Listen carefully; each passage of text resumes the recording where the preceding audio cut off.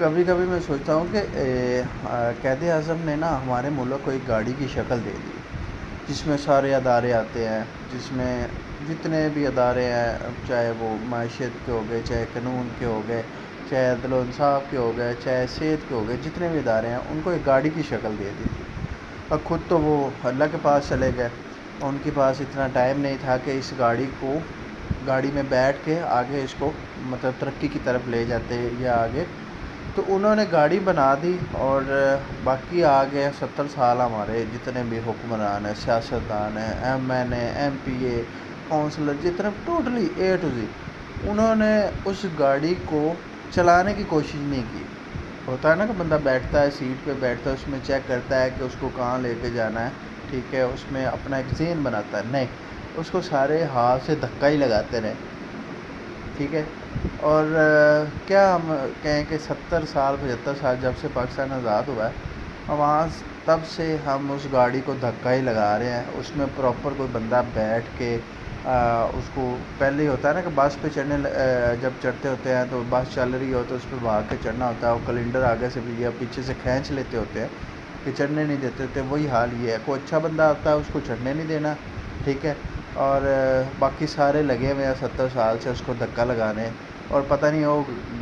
گاڑی کی قسمت ہی خراب ہے یا اس میں رہنے والے لوگوں کی مسافروں کی قسمت خراب ہے۔ وہ گاڑی آج کل دھکا لگاتے لگاتے نا کہیں کوپما کی طرف اس کا رخ ہو گیا، جیسے کیٹو پہاڑی کی طرف رخ ہو گیا۔ اب وہ گاڑی کو جتنا مرضی دھکا لگائے نا، وہ تھوڑی سی آگے جاتی ضرور ہے اور پیچھے اس سے ڈبل سپیڈ میں آتی ہے۔ مطلب کہ ان دھکوں کی وجہ سے آج کل ہم بجلی کے بل نہ دینے پہ مجبور ہو گئے ہیں، روزگار نہیں ہے لوگوں کے پاس، تعلیم نہیں ہے، صحت نہیں ہے، انصاف نہیں ہے،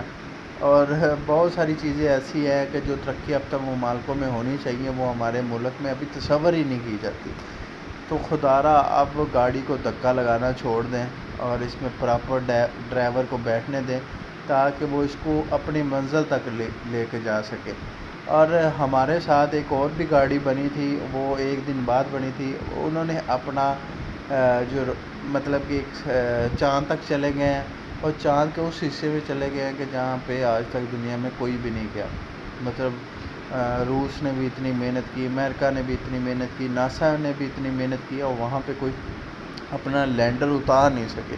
اور ہمارے مسالم ممالک اتنی سپیڈ سے مودی ان کی گاڑی کو آگے لے کے جا رہا ہے کہ انہوں نے چاند پہ لینڈر اتارا، وکرم لینڈر، اور وہاں پہ اتارا کہ جہاں پہ پانی ملنے کے آثار ہے۔